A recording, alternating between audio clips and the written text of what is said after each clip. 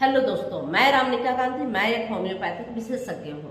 आज मैं बात करूंगी ऑस्टोमलेशिया के संदर्भ में। ऑस्टोमलेशिया आपने नहीं सुना तो आप इसके बारे में जान लें, क्योंकि आपके आसपास बहुत सारे ऐसे लोग मिल जाएंगे जिनके जो हड्डियां हैं वह थोड़ी टेढ़ी हो गई। लोग कहते हैं बुजुर्ग होने के बाद कुछ हड्डियां टेढ़ी मेढ़ी हो जाती है। वह कारण जानते हैं, वह ऑस्टोमेलेशिया है। लेकिन अभी के समय में यह सिर्फ बुजुर्गों को ही नहीं, बच्चों को, युवाओं को भी होने लगी है। और इसका मुख्य वजह यह है कि आपकी जो बोन है वह नर्म हो जाती है, सॉफ्ट हो जाती है। ऑस्टोमलेशिया मतलब ही होता है, ऑस्टो मतलब बोन और मलेशिया मतलब सॉफ्टिंग, यानी कि बोन नर्म सॉफ्ट हो गई है।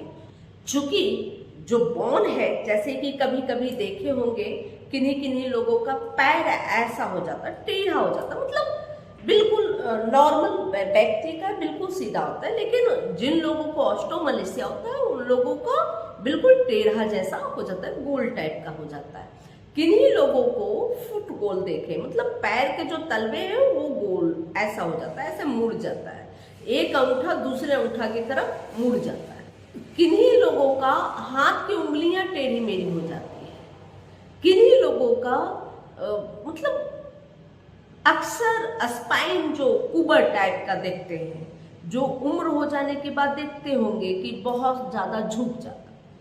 क्योंकि नॉर्मली हड्डियां इतनी हार्ड होती है कि वह मुड़ती नहीं है।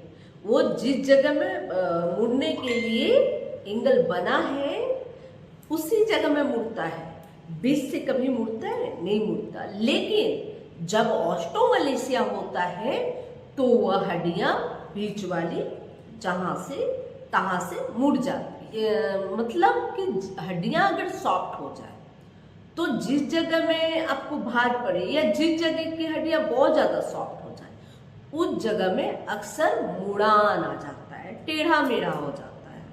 इसी कंडीशन को ऑस्टोमलेशिया कहते हैं। और अमूमन यह बहुत सारे लोग इस बीमारी से प्रभावित होते हैं और ऐसे लोगों को आप जरूर देखे होंगे। तो ऑस्टोमलेशिया यानी कि बोन का सॉफ्टनिंग, बोन नरम हो जाना, कोमल हो जाना और उसमें मुड़ान पैदा हो जाना।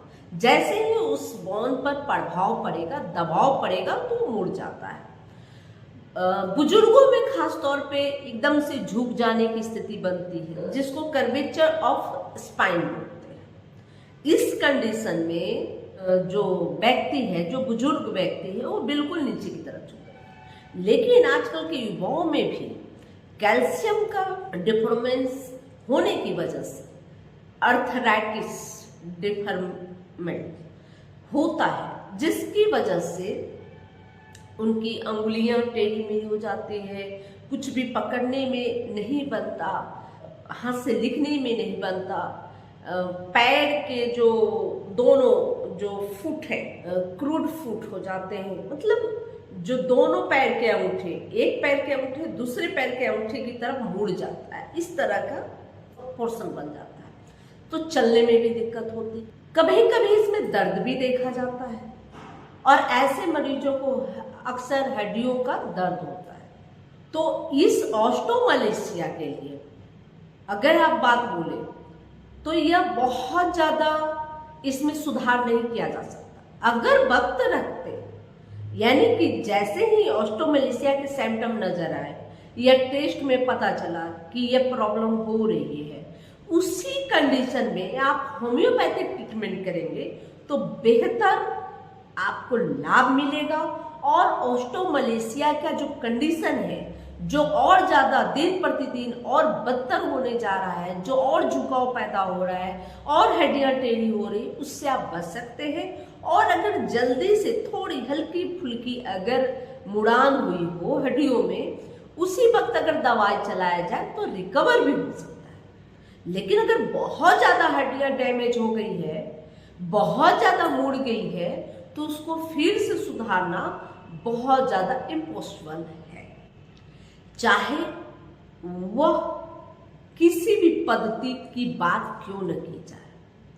होम्योपैथी स्थिर कर देगा, थोड़ा थोड़ा रिकवर करेगा, लेकिन बहुत ज़्यादा आपको कंट्रोल माइनस तो करेगा, रिकवर बहुत ज़्यादा नहीं कर पाएगा।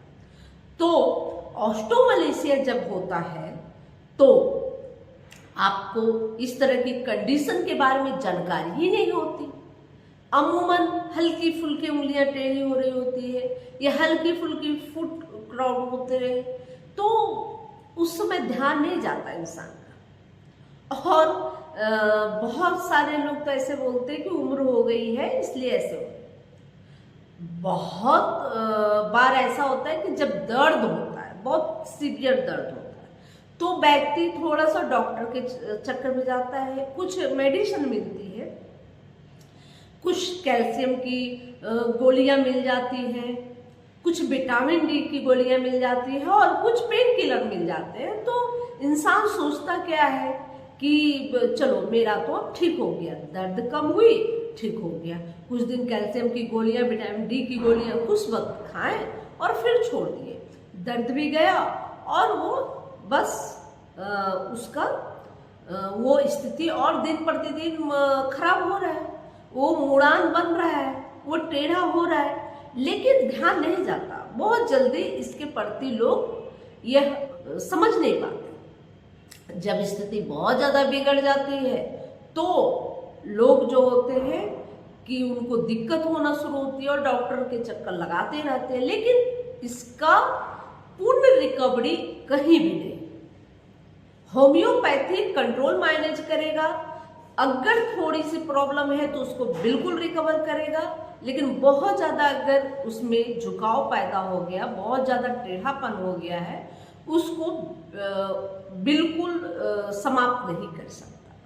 थोड़ी बहुत सहूलियत दे सकता है, दर्द को दूर कर सकता है और थोड़ी बहुत सुधार कर सकता है कि जिससे आप अपनी दिनचर्या को सही से बरकरार रख पाए। अब उसमें बात करते हैं कि होम्योपैथिक दवाइयाँ कौन सी हैं। तो होम्योपैथिक दवाइयाँ इसमें कैलकेरिया का, अगर बहुत ज़्यादा ऑब्सिटी, मोटापा के वजह से टेढ़ापन है, जैसे कि ऑस्टोमलेशिया जिन लोगों को होती है, उन लोगों में क्या होता है कि अगर हड्डियाँ जैसे नर्म हुई और ऊपर से मोटापा है तो उनको बहुत जल्दी से यह टेढ़ापन आने लगता है। जिस जगह में दबाव पैदा होगा वह जगह जैसे चलने में असमर्थ होने लगेंगे, पैर टेढ़े होने लगेंगे, हाथ टेढ़े होने लगेंगे। तो अगर वो कंडीशन है तो कैलकेरिया का बहुत अच्छा फायदा करेगा और कैलकेरिया का फायदा करती है। इसके अलावा कैलकेरिया फ्लोर है, कैलकेरिया फ्लोर का इस्तेमाल कर सकते हैं। यह दुबले मोटे सभी तरह के जो पेशेंट आते हैं वह भी इस्तेमाल कर सकते हैं। कैलकेरिया फ्लोर आप 6x में लें। साइलेशिया इसमें बहुत अच्छा काम करता है, साइलेशिया इसकी बेस्ट मेडिसिन है। साइलेशिया भी 6x में लें।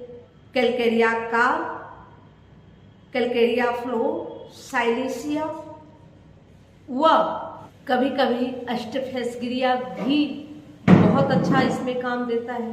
तो जब ऑस्टोमलेशिया है और जैसे ही आपको पता चल रहा है कि आपकी जो हड्डियां हैं मुड़ रही हैं, तो आप इसका प्रॉपर जांच करवाएं और जांच कराने के बाद अगर ऑस्टोमलेशिया आता है निकलकर, तो आप जितनी जल्दी हो सके किसी अच्छे होम्योपैथिक डॉक्टर के संपर्क में जाएं और इसका प्रॉपर ट्रीटमेंट कराएं।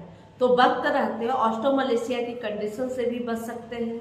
उसमें जो हड्डियों में जो डिफरेंस आते हैं वह भी बिल्कुल ठीक हो जाएंगे, रिकवर हो जाएंगे।